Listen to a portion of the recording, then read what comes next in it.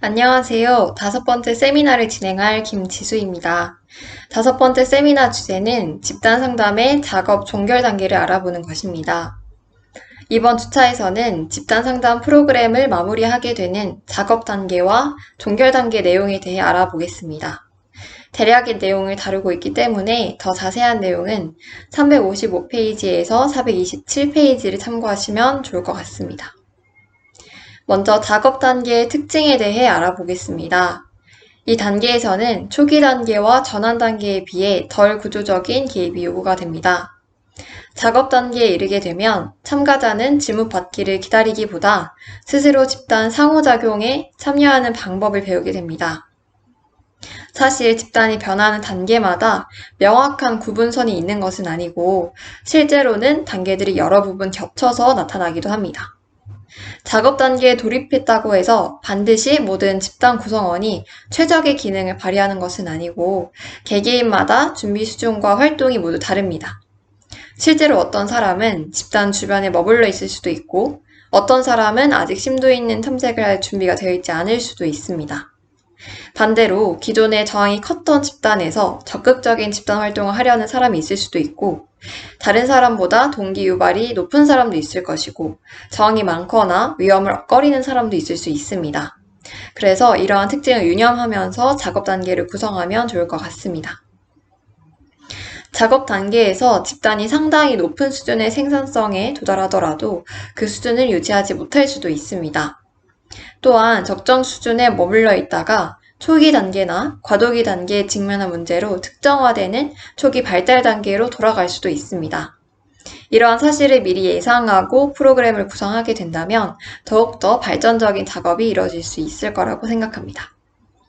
따라서 집단은 고정된 존재가 아니기 때문에 집단의 효율성뿐만 아니라 계속해서 변화하는 집단을 정확하게 평가해야 합니다. 또한 이상적으로는 집단 구성원에게 매 회기마다 자신의 과제를 고안하도록 장려하기도 하는데요. 과제는 집단에서의 학습을 도와주고 집단 외의 일상생활에서 다양한 상황을 해석하고 적용할 수 있도록 해주는 수단입니다. 집단원이 과제를 잘 수행한다면 동기와 전반적인 응집력의 수준도 올라가며 집단에서 배우고 있는 실제 기술을 연습하도록 자극하기 때문에 과제는 작업 단계에서 매우 유용합니다. 앞서 말씀드린 것처럼 집단은 고정된 것이 아니기 때문에 계속해서 변화하고 개개인마다 다른 양상을 나타내는데요. 작업 단계와 작업 집단과 비작업 집단의 차이점에 대해서 알아보도록 하겠습니다. 각각의 내용은 작업 단계에서 경험할 수 있는 전형적인 행동을 나타내고 있는데요. 작업 집단의 행동을 기술했지만 가장 이상적인 내용이며 작업 집단이라 하더라도 모든 집단이 이러한 수준에서 기능하는 것은 아니라는 점도 참고해 주시기 바랍니다. 또한 비작업 집단 행동을 보이는 집단이더라도 쉽게 알아차리기 어려운 방식으로 작업할 수 있다는 것도 고려해보면 좋을 것 같습니다. 우선 작업 집단에서 집단 구성원들은 다른 집단 구성원과 지도자를 신뢰하며 신뢰가 부족하더라도 부족하다고 공개적으로 이야기하기도 합니다.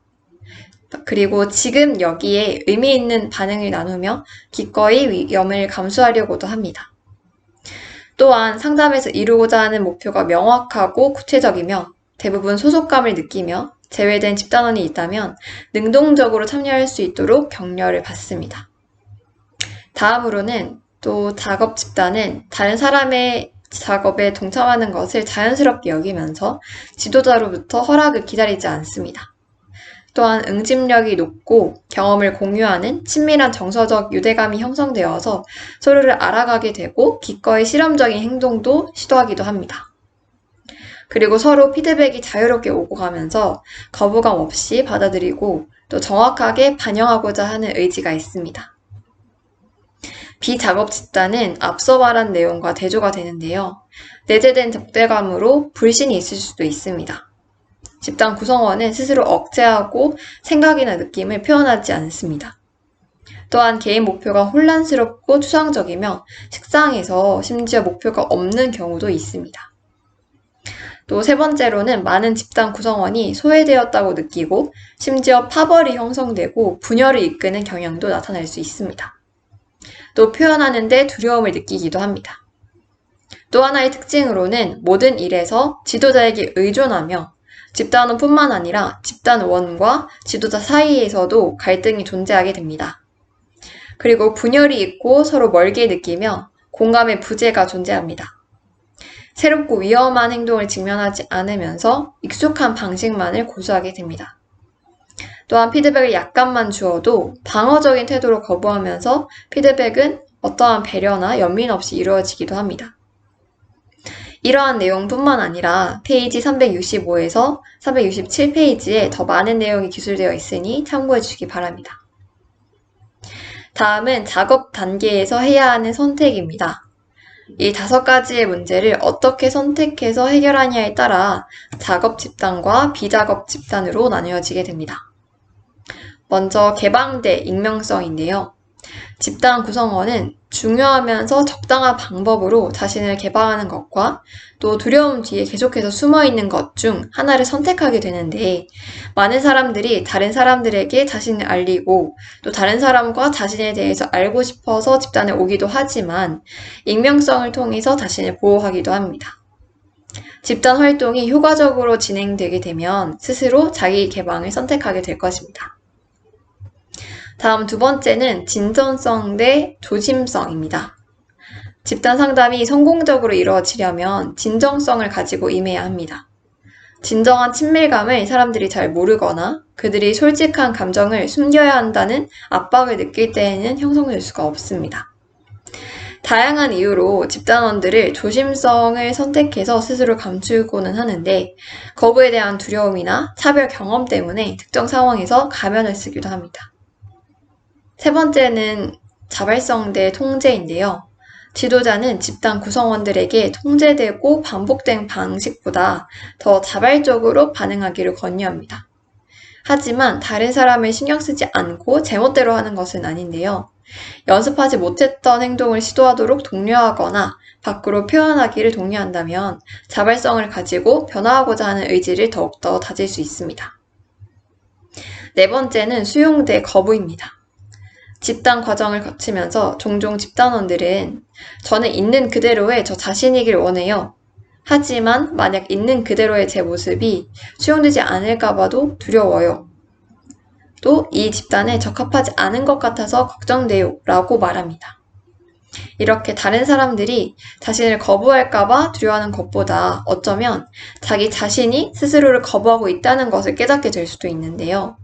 거부되는 것뿐만 아니라 수용되는 것에 대해서도 지레 겁먹고 있을 수도 있습니다. 이러한 부분을 고려하면서 지도자는 수용적인 분위기를 조성하고 집단은 스스로의 생각과 행동으로 인해 수용될 것인지 거부될 것인지를 결정할 수 있다는 것을 이해하도록 도와야 합니다. 마지막 5번째는 응집 대 분열입니다.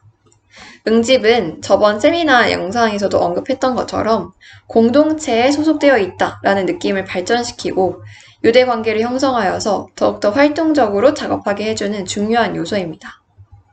만약 집단이 피상적인 상호작용을 유지하거나 편안한 상태만을 유지한다면 응집이 형성되기가 어렵습니다. 집단원이 두려움이나 불신, 의심을 표현하지 않고 반응을 숨길 때 분열과 신뢰의 부족이 나타나게 되는데, 이러한 분열 상황을 바로잡기 위해서 집단 전체가 함께 논의하며 솔직한 피드백을 공유하며 공동체 느낌을 형성할 수 있도록 해야 합니다. 이렇게 피드백이 정직하면서도 신중하게 주어질 때 타인에게 미치는 영향을 이해할 수 있고 새로운 관점에서 바라봄으로써 행동에 대한 의미 있는 변화가 나타날 수 있습니다. 이번 영상은 여기까지입니다.